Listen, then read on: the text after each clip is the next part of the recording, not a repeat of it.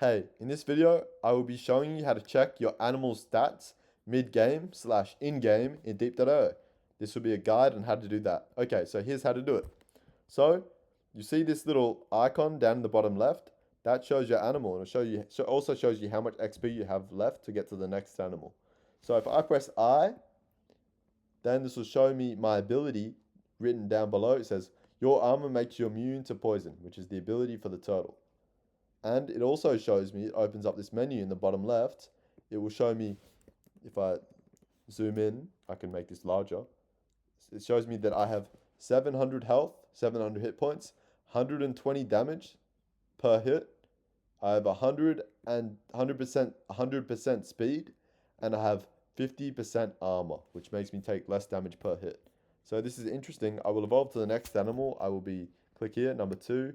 Also, it shows the stats of the animal when I hover over it. It shows that Napoleon Rat has 800 hit points, 140 damage, 100% speed, 15% armor. It also shows the habitats over here below that, and it shows the summary below that. And also on the leatherback turtle, here's the leatherback stats. See, it has a little bit more health, it has a little bit less damage, the same speed, and a little bit more armor. And it also shows the habitats.